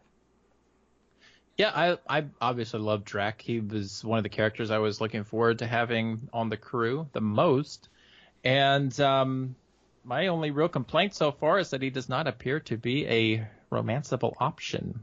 Yeah, and everyone keeps saying that's because humans couldn't handle Krogan sex. Let me tell you something. If he's been alive for over 1,000 years, I'm sure we can figure it out. I'm sure he's had experiences. So goddamn it, let me love him. And I have a feeling that he is the only non-romanceable character in the entire, like, of all the squad mates. Which is no change from before. We've never been able to go near a Krogan. Which is dumb. It is dumb because you've seen the Krogan romance Asari. You've seen the Krogan. So because of that, I had to go a different way with this playthrough. But nonetheless, I do love him, and I agree with everything you just said about how he's different. I think it probably has something to do with just how fucking old he is. Yeah, like I think he's mellowed out for a lot. That's what I think too. Is like that bloodlust that they naturally have. It's like he still has it. It's still there. He's still saying like he told me to go blow up a sun and deal with the collateral damage to get rid of the cat. He's like, just blow up a sun. He's like, nuke him. And I love that he calls me kid. That just makes me really excited. I'm just like, do you call everyone kid? And he's like, when you get to be my age, yeah. I'm like, all right, old man. And Vetra calls him old man too. That's so cute. I like him. I think he's great, and I like that he's different. He's not a predictable Krogan, and so many of them are. So it's nice to see. I guess after him, I mean, there's still other crew members to talk about after squad mates, but after him, you would meet the Angara. Yeah. And get Jal. That's right. Jal. And this is the character, I don't really like him that much. I mean, I like him, but I don't like having him around. What? Explain. I'm not a big fan of the Angara so far. I find At all. yeah. When I first saw them, I was like, ooh. You know what they remind me of? And I know they don't look exactly like these, but they remind me of those creatures from the Avatar movie. In a way. I mean, they have large eyes and they're kind They're of blue, so, they're just you know. they're odd to me. I don't find them appealing to look at. And I'm just like, ooh, y'all are weird. And for some reason, all these people live in the same place with like 40 different accents. I've Now, to noticed that me, too. and this is just a guess on my part, because I haven't had any story reveals or anything like that, but they look so similar to the Ket that I'm thinking they're probably the same species. Kind of like, do you know, like with the Protheans and the Collectors, that type of thing? Well, did you finish Vold? I haven't. No, I've still got some stuff to go on Vold. Like, do you have the mission? It would have been the first thing you got from them to save Moesha or something. I don't remember. Oh wait, yeah, I think I did. The old lady. Like, she's a very old No, I Angara. haven't saved. No, I haven't saved her yet. If that's what you're asking. Okay. But you know. Then there's things I can't tell you about. Like, I have theories, and before I talk to you a little bit more about Joel, my biggest theory, and it's just because of the way the Ket are, like, they're all named after religious type names, and I get the feeling that because they are kind of going out of their way to, it seems to me like they're going out of their way to kidnap more than kill with certain things, and I'm like, well, maybe they're just converting people to the Ket, and maybe that's why they look so fucking similar to the Angara, because their eyes look fucking identical. It looks like they're just wearing helmets on their heads. But anyway, Joel, I like Joel. Like he seems to be mostly a comedic relief character in some ways, but in other ways, I'm like, the Angara just seem boring to me. Like, I don't find them as interesting as I do the original species. They almost seem like another Quarian race in some ways, because they're all like, oh yes, keep your mind pure. We're all about this, blah, blah, blah. Yeah, I don't like the way that they view the world, and I don't like their culture. They're very strange to me, but I've really enjoyed like the private interactions with Jal. I don't know if he's a romance option, but I'm trying. I mean, it's him and Vetra. That's all I have, because we're both so alien to each other. It's very cool to watch them. Like, because it's obvious that, like, Ryder wants to know him, and he really wants to know Ryder, and he thinks I'm really fascinating and different, and I'm like, well, I've never met your speed, I know nothing about you. And little by little, as you develop a friendship with him, he gives you more information. If you chose, like, the friendship option every time, like, sometimes they have the flirt options, and then other times there's, like, the friendship option. If you keep picking those, you keep getting more and more information from him, and he says that he just really likes spending time with you and getting to know you. I've noticed the Angara are very emotional creatures. Yes, they are. They pretty much used to hold their emotions on their sleeve, and they tell you exactly what they're feeling. Yes, they are very emotional. And there's stuff I can't tell you about because I did a mission on Vold that you didn't do. Fair enough. But there was a mission where their emotions are just crazy. Like, they're very emotionally driven. And they're very about, like, oh no, we don't think about the future, we just think of right now. Like, we always do right now, because right now we're in trouble, so we only think about right now. And I'm like, well, that's stupid. You guys need to start thinking about the future a little bit, too. But I would say he's probably my least favorite of the squad mates. I even rank him below Liam in some ways. Like, I don't like keeping him around, and I only kind of use him when it kind of feels like it's necessary to use him. Were you at all bothered by the scene where you walk in on him and Liam together? I was curious if you had come across that yet. It was clearly just played out for comedic effect. Yeah, I thought it was funny. I did too, but when I first got into it, I was like, what's happening? How Ryder kind of just responds to it. She's just kind of like looking off to the side like, okay. I started flirting. I was like, keep the shirts off. That's what I did. So you were like, oh yeah, you should sell tickets and that kind of thing. Yeah, I told them to sell tickets, and they were like, oh please. Like, Jal yelled at me. He's like, I'm just putting on armor. But then I realized Jal was completely naked. Yeah, he walks away and he's got his fucking ass hanging out. So. Yeah, and I'm like, well, I've seen it all. He walks out into the shuttle bay like that, and I'm like, who else is in there? Yeah, it's probably Lexi, and she's like, whatever. The only thing I like about Jaal is how some of the other characters interact with him, like with PB, who constantly is teasing him. I kind of love that. I think PB has a thing for him. I think that's very obvious. Yeah. But then PB's you have like, what are you? I want you. Have you also picked up on? It seems like Lexi has a thing for Drac. No, I haven't really. Okay, well, she told me to take care of him. Yeah, that's what I'm talking about. How she kind of she said, "Don't let him know that I asked." So I'm like, oh. And so at that point, I was like, oh my god, that means I'm not going to be able to have Drac Oh, I sneezed. because it's going to probably be with Lexi. Well, maybe it's well, 'cause she said she turned me down because she won't have a relationship with her patients. Well, you were just flirting with everybody. I did. So. Yeah, I gave everyone their fair shake. Lexi said no. But because she won't be with patients, so she won't be with Drac. I took that interaction as because he's such an old Krogan and you don't see Krogan that old, that she just wanted us to protect him and didn't want him to know because that would hurt a Krogan's pride in a way that, that would piss off a Krogan. See, I think she's into him because, and there's some basis for Asari Krogan being together because they have bred before, like Krogans and Asari. Oh, yeah, but there was that one Asari in, I think, Mass Effect 2 who had a Krogan father. Yeah, there's a couple of them. So, yeah, I mean, I think that is a possibility. Better not be. I mean, I'm okay with like, the squad mates who want to hook up. I think that's cool because it kind of gives the thing more life. I know, but I'll be real jealous about the Drac thing because I can't have him. I will too, and I'm 100% sure that you cannot romance him based on just my interactions with him. Yeah, we haven't had any chance to flirt with as everyone else. You've had the option to try. Yeah. They won't even let me find out if he's interested. But maybe he's at an age where he doesn't hold interest in relationships at all at this point. Maybe he's just so old that he doesn't even think about stuff anymore. Yeah, but I don't know. I've liked Jaal. I don't care for the rest of his people, but I like him so far. I've had interesting interactions with him, and I guess as far as the rest of the ship crew, I mean, there's Lexi, who's your doctor. Yes, there's Lexi the doctor. I like her. I like her too. So. She's just a doctor. There's not too much to her. Not yet. You can discuss like memory fragments with her and stuff, and she kind of helps you talk through your feelings about your dad.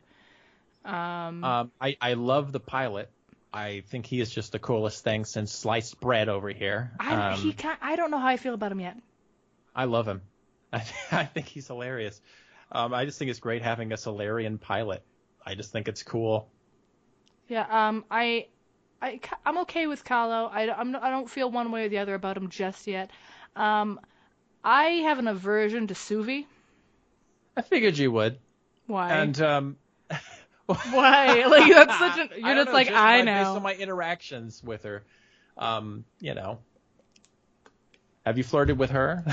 Yeah, she was all about it, but she's a lesbian, so she can't be romanced by a man. The only thing I have, it's a little weird to have a science officer who's that religious. She is very religious. And that reminded me of Ashley, too, when that conversation comes up. Yeah, it really threw me off that she was that religious, but you could debate with her about it and she didn't, get angry, which I thought was nice.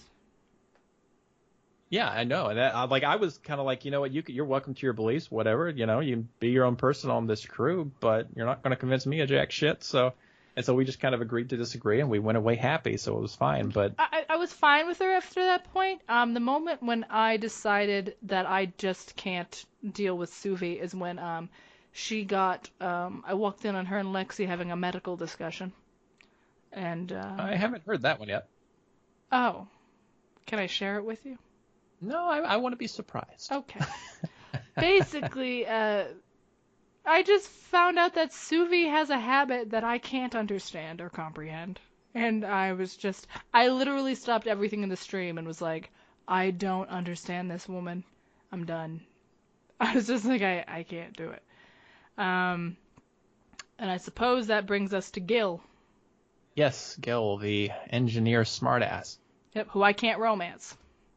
No, he is 100% gay. It's very he gay. Is a... Yep. Gay enough where people at the Nexus ask me if he's single and if they can say hello to him, and I'm like, God. And then Gil's like, God damn it, Ryder, I don't want this in my life.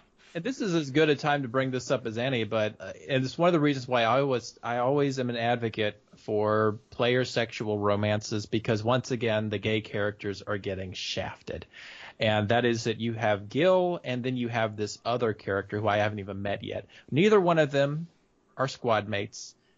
In fact, when I look back on it, the only squad mate you ever had in Mass Effect that would have been a gay romanceable option for men would have been Kaidan in Part 3. Which he's not even in most of the game. No. And so, as female, you have Vetra, who is on your team. And as female, you have quite a few options. And you have Suvi. Suvi. You've got Suvi, Vetra, PB, and then you obviously have some men you can go after too. So. Oh yeah.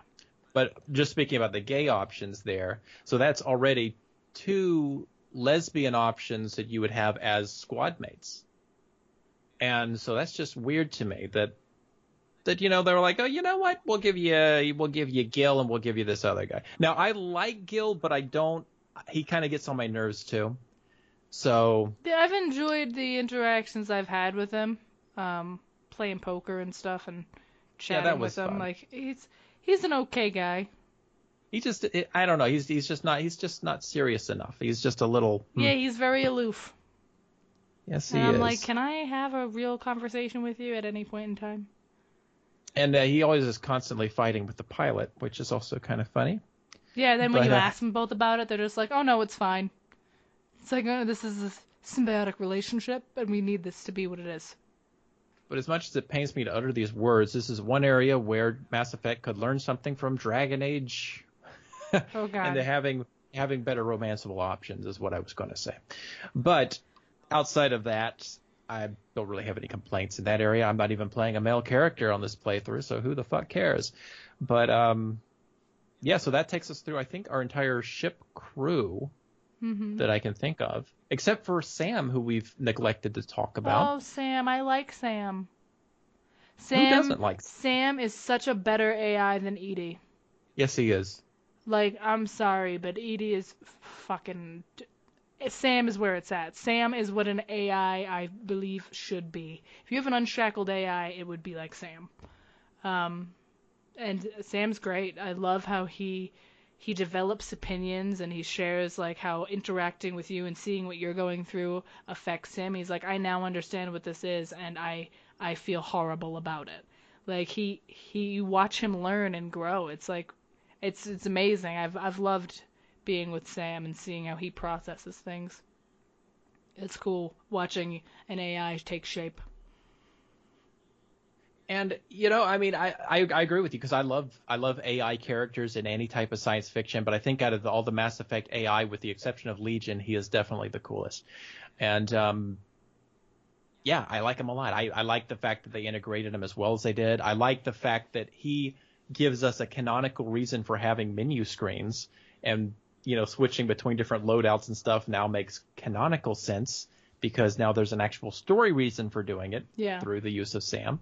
I like the fact that he is constantly adapting and learning, and he's shifting in his own personality based on your interactions with him, which is great. Yeah, which he even says in the beginning. He's like, I learned a lot being with your dad. He's like, but now I'm going to see what you see and understand what you're feeling. He's like, so I'm going to learn things differently now. And it's really cool to see him. Something cool about the game this time around is that even if you don't bring a character who the game wants you to bring on certain missions, that character is still accessible to you through your radio. So, for instance, I didn't always bring Jaal with me on some places where they kind of want you to bring Jaal, and it's very obvious. Because he was still there, just not in my group. And I was. Oh yeah, no, I came across him too, but he'll talk to you over the radio at certain points to give you pieces of information if you don't have him with you. Yeah. But yeah, I mostly kept him with me just for the sake of trying to keep the story together, because it didn't make sense to go to certain places without him. Yeah, that's what I've been doing too with him. But yeah, just those small things. Also, I noticed they lower the volume whenever characters are speaking, so you can actually hear them now, which I love. A huge improvement, because that's one of those things that you might forget about. But in prior games in this series, whenever it got like really loud in combat, you could not hear what the fuck somebody was saying to you. Mm-hmm. Another small thing I like was the shops will sell different items at different times of the day. So if you go to the shops, yeah, like one of the shops, like the automobile shop, I think on I haven't even been there yet. Well, the Nexus, like the loading bay of the Nexus, how there are a bunch of little shops out. Yeah. One of them they sell paint jobs for your Nomad. Oh, I need that. And so, the Midas Touch they have one's so ugly. many good ones. Yeah, they have an N7 one. They have one that's an Initiative one, so it's got like the blue colors. I've got like 10, I think, different paint jobs, but they sell them at different times. So you always have to go back and see what new ones they might have there. Huh. One thing I want to bring up is the research and crafting. Oh, yes. I don't like it. Wow. Yeah, I was really upset with it. You don't like it? I think the game is already reaching with how much you have to do. It is very overwhelming, the amount of missions you have all the time. There's a lot going on all the time. The crafting system, at the end of the day, is actually pointless 90% of the time. Because you're going to find those items, and then you'll have a million copies of those items. So I have found that I don't need the crafting system because I'm going to find them anyway. Yeah, but you can also use mods when you're creating certain things to give them certain boosts. Yeah, but you can use mods on ones that aren't crafted, too. No, I'm talking about when you're crafting them. There are two different kinds. There are the kind when you're crafting, and then the ones you can use to, like, it'll give you more slots and stuff. But yeah, I haven't really had a problem with it because I haven't used it that much. Most of the weapons I've used are ones that I just find. The only things I've been crafting is like my N7 armor. That's the pretty only much big what I've thing I've been doing is that, like, I don't like the Angara or the Ket armor or the Remnant weapons or any of their weapons. Yeah. I guess I'm just old school. I like my Milky Way weapons.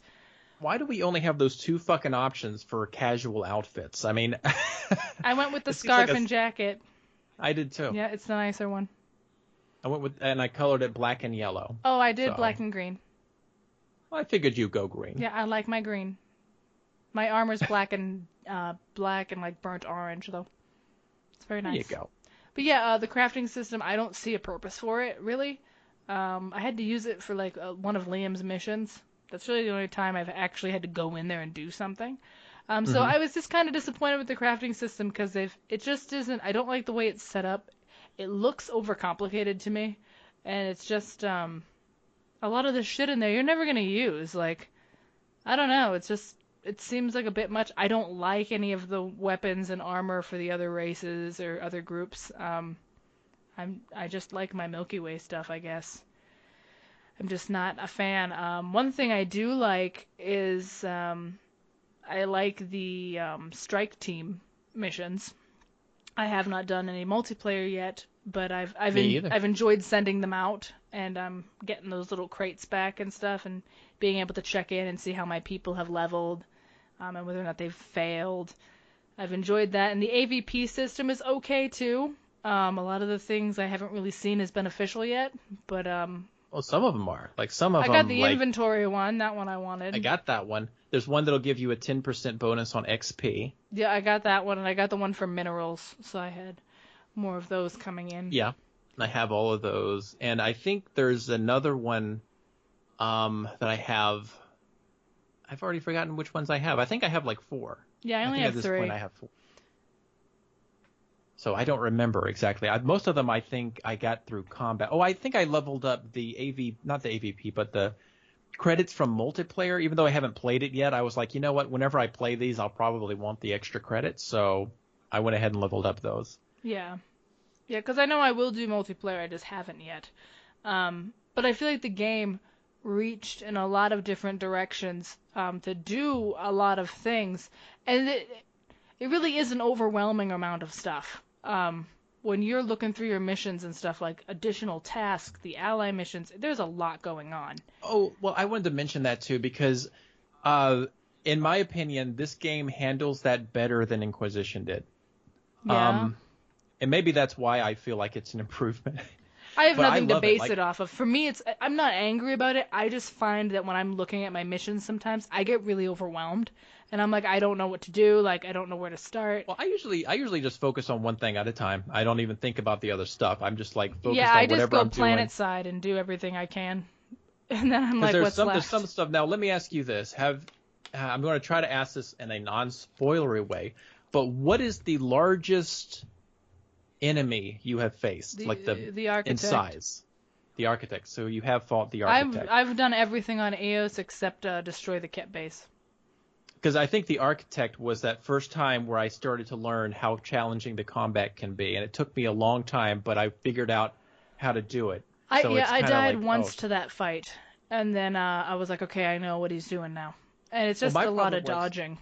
I didn't level up anything before that. Like I still had like starter armor, Oh, and so I was just dying left and right. And I was like, you know what? I need to finally change my armor. So I had to wear ugly armor for a while because I didn't have my N7 stuff yet. So it was a whole thing, but I did get through it. And I wanted to say the galaxy map is so much cooler in this game than prior so many games. Like, people have complained about it, and really? yeah, so many people are like, I don't like it that it's like making me watch this process every time, and I have to do this, and I'm like, but you're traveling through fucking space, man. I know. I think Like, this is a space it game. looks pretty. And I've enjoyed reading about every little Oh, planet and and like I read them all out loud and irritate everybody. They're like, we don't I care, and just I'm like, find I it do. I only have one complaint, and that is that the thing I miss is that I wish every now and then I could come across something like a derelict craft and board it and investigate stuff. Yeah, that'd be cool. But because I remember you could do that in Mass Effect 1, like there was a ship you'd come across, you could go You can investigate it. do it through the third game too. Yeah, and so Yep. those are the types of things I miss. I don't miss the scanning of the old games. I feel like the scanning is actually better in this game, even though Yeah, you it's are kind of riding around the Nomad. I think it's better that way than because that way you just kind of randomly stumble across it sometimes. I'm well, like, and I okay, well like let me how they do the whole anomaly detected, and you do still have to launch probes sometimes, but you're always finding something interesting. And you still have to look at the readings to figure out exactly the best place to put the probe anyway. So Oh no, I mean not even when you're landed. When you're in the ship looking at the systems, sometimes they'll be like, oh, there's an anomaly, and you'll see that there's like an asteroid field with a lot of oh yeah, element I get what you zero, mean. or that a planet has a certain crater on it with a lot of minerals to mine. So things like that. But on planet scanning isn't bad either. It's just like if you come across it, do it. If you don't want to, don't. And I remember coming across a comet named Dawnstar, and I immediately wondered, is that a reference to Jade Empire? But I doubt it is. Just let it be, Razzle. Let it be. But no, But no, I've loved traveling planet. I've 100%ed every system I've come across. Like right when a new system opens, I'm like, whoop, time to look at every planet. oh Time to see sure. what's going on. Like the only bad thing about it is that I already kind of feel that there's going to be nowhere I can land on in that system, but I still want to go and look at it and see every planet and Oh look yeah, at what's going on. yeah, And I do it too because but I like to I learn just about them. miss the only thing I miss is that feeling of, hey, what if there's something in this system like I might get a radio signal and I need to go land and check something out. I Yeah, miss that, you don't do that anymore. but I still feel like this game is better with the on land stuff because you mentioned how because these are large maps. But I prefer it this way to like Mass Effect 1, which was the maps weren't as big, but there was also less to do there. Yeah, you had like one or two things. And on Now these out of maps, you get more missions as you go through too. You'll discover missions in certain areas too.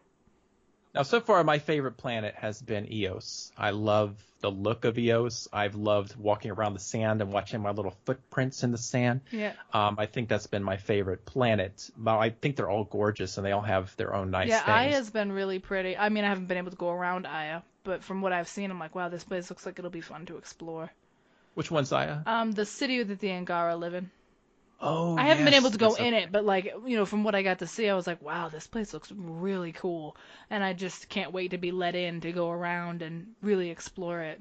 And you haven't landed on Harl, I think it's called, I'm correct? saving that one because that's where my Turian Okay, arc is.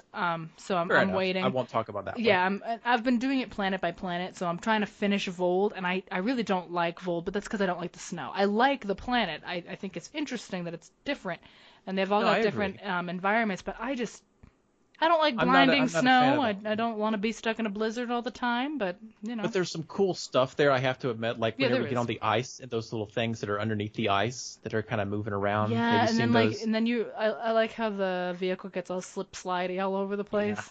So I And like I like the planet. It's just I wouldn't want to be there. So in the I game love I how still don't. the snow will affect your suit. Like your suit will have snow on it. Now I don't see Ryder breathing fog though. Maybe I've missed it, Well, you have a but mask on the whole time. well I don't. But Oh, I never wear a mask. I do all Good the God. time. Like none of my characters are wearing Listen, masks. I None of am my not. crew are wearing I'm not masks. gonna not wear a mask when I'm in the fucking snow. Fair enough. But still. But yeah, there's just cool stuff like that throughout the game. I will say I don't have a PS4 Pro, but I want one because I was able to set, because even the original PS4, there's a setting you can set it up for HDR. It's not as good as PS4 by any stretch, but I've noticed that it reads Mass Effect Andromeda like it's an HDR movie. I don't know So what this HDR thing is that you're talking about. it's I don't know if I'm the best person to explain any of this, but going in line with 4K. It's No, but where do I setup do where this setting is what I'm saying. it's in your video settings, Oh, but I'm gonna you have to can do only that. access it if you're hooked up through a 4K TV. Oh, well, fuck Otherwise, that then. it wouldn't even do you any good if it wasn't. Yeah. It wouldn't look any different. But one thing I did was the Vortex Club with that setting on, it looks amazing. Yeah, the And so I'm like, vortex is okay. fun. But the only problem with that setting on a regular PS4 playing Mass Effect Andromeda is like it seems a little too dark, and I have a feeling that if I had a PS4 Pro, that would level itself out. So on occasion, like whenever I'm in the Vortex Club, I always turn it on because the lights look so much more alive. It looks so much more like an actual nightclub. Mm-hmm. And now I feel like the nightclub could have been better. There's nobody dancing. Well, it just started. I know, but I Leave it miss the alone. dancing, the people Give them just kind time, damn it. You get to see the couple making out on the dance floor though every time you're there. I haven't seen them. What are you talking It's a about? female Turian and a lady just standing there like touching Oh my faces and constantly kissing. I stared at them for like a minute. I was just like, I saw some random person, some random bald-headed person on the stage just standing there. Yeah, there's like a Turian that shows up and reads poetry. I haven't come across that yet. Yeah, so it was like a random encounter that I had. He came in and was reading poetry about some That's neat. some stuff in the Milky Way, and it was pretty interesting. But what else did I want to say about this game? I'm having a problem with the character models. Okay. I think the Solarians look weird now. Their posture is off. And I feel the same way about the Turians. I think they're both much more hunched down, like they're getting ready to sit on a toilet. I haven't noticed any differences. So I have, because I noticed it immediately when I saw a Solarian. They were very hunched up, and I'm like, what is going on? And then the same thing with the Turians. They're much more squatted now, which I guess I can get over. I can't get over the Asari. They all look the same. No, they don't. More so than You they need to ever leave have. my Asari alone. I don't like them. I never will, but like they all look the same to me. They all sound the same to me. They're it's frustrating. The Krogan still look like Krogan. I have no gripes with them. But the Turians are much more squatted. The Solarians are much more squatted. Everyone else is fine. I've noticed a lot of the humans are glitchy as hell, but. No, they've changed the dialogue so that it's more like a zoom-in dialogue, and the problem with that, the only real problem I have is that you have to be in front of them in order to initiate, and sometimes the characters will be walking around everywhere, and you can't really get in front of them. Yeah, I had one that like I had to position myself so awkwardly, and then you can move the camera when you're talking to them, which is cool. But I was trying to move the camera after to see them, but where I could see them, it's like their voice was very faint, and I was like, okay, well, I don't know what to do. So I think one of the funniest encounters I had was when I was in the room where you're learning about the different species of the Milky Way. Yeah. Cultural exchange, and you're speaking to the human one at the very end, and he's like, next time you see a human being, ask about ice cream. Yeah, he makes the humans look like such nerds. Like I know. I saw the human one and I was like, God damn it! Who did this? Who wrote this script? I hated it. I was like, you are horrible. And I like the Krogan one. He's like, don't be afraid of how we look. We're okay. Oh God. Yeah, I went through all of them, and I thought, yeah, that was funny. The human VI, I just was laughing at it the whole time. I was like, you're ridiculous. Get out of here. Ice cream. Who are you? But is there anything else that we haven't covered? We've been going for almost 2 hours on Andromeda. I mean, that is true. Let me check this real fast to make sure I hit most of the more important things. I think I have hit most of them. I did want to mention, I think I already mentioned this, but the exploration, even though it does sometimes feel monotonous, it's nowhere near as monotonous as the original Mass Effect 1. I've heard complaints about animations, but I haven't really had anything that's been game-breaking for me. Haven't seen them yet. Some of the mouth movements have been strange, and eye movements when I catch them, but it's nothing that's killing me. My whole thing is that I feel like if you genuinely come into this game with an open mind and you don't come in expecting the old Mass Effect games, and instead you're open to something new, you'll have a good time. The only big complaint I have still is that you can't play an alien character. I think that's stupid. There's no reason you shouldn't be able to play an alien. Yep. I want to be on the Turian arc, because then you could have all these different starting storylines. Yeah, I would rather be on the Asari arc, but you know what? You can't do any of that because they wanted you to be a fucking human being. So I hope you enjoy your ice cream. Yeah, enjoy your fucking ice cream, humans. God I mean, at this point, we all want to be aliens because you can be different, like even Dragon Age even. Take another, God damn it, why do I have to say this? Take another pointer from Dragon Age Inquisition and let us choose more than human beings, okay? Yeah, because in this game, you would have 3 different areas to start your journey, which would be really cool.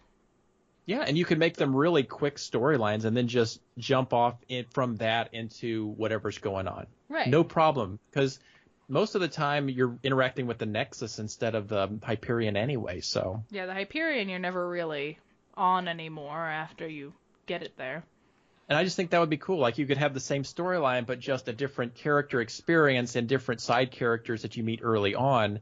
Like the captain of the ship would be different, your parent would be slightly different, but you'd still have that same storyline. It's just you would pick between Turian, Asari, Human, and Solarian. Yeah. And there you go. Perfect. But no, they couldn't do it. They couldn't be bothered. Haven't played any multiplayer, so I've got nothing to say on that right now.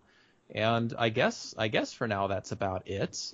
I'm sure there'll be another podcast with a wrap-up review when we both finish the game. It'll be a while. But it'll be a while. I've got a lot of exploring to do. I'm not rushing through this. I walk most places. I've put in 41 hours, and it says I'm 29% complete. So yeah, it'll be a while. I'm only at about like 25 hours. I'm about 20%.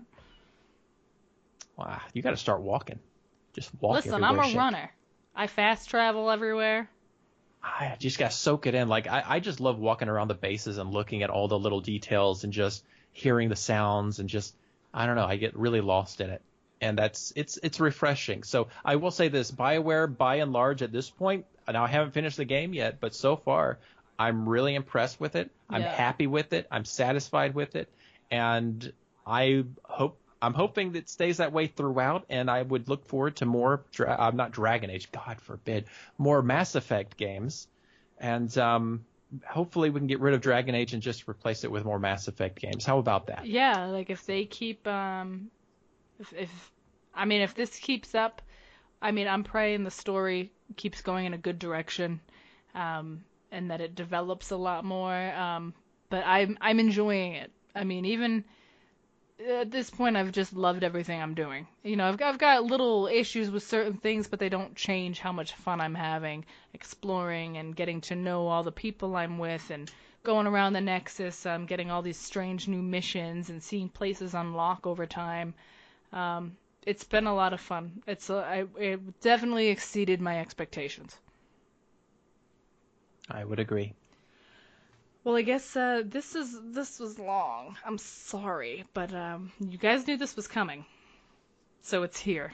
Thank you for taking the time to listen. Hopefully, if you haven't played the game yet, this makes you want to play it, and it also kind of spoiled stuff for you, so sorry. And if you have played it, maybe this has helped change some of your opinions on things or made you think about things that you weren't thinking about before. You can find the Prattlecast on Twitter and on YouTube. You can email us at theprattlecast@gmail.com and leave us a message at speakpipe.com/theprattlecast. Our personal Twitter accounts are at ShakezillaTV and at Razzle_Dazzles. We will be streaming together this week on a Saturday at 3 p.m. Eastern Standard Time, 5 p.m. Mountain Standard Time. We'll be finishing up Marvel Ultimate Alliance. So you can find us on Twitch under the same names. They're exactly the same.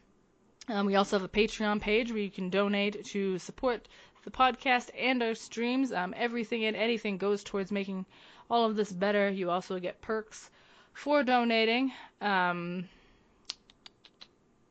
think that's it. I haven't done this in 2 weeks, so I'm sorry if my brain isn't working. I think that's it, though. Until next time, be nice to each other.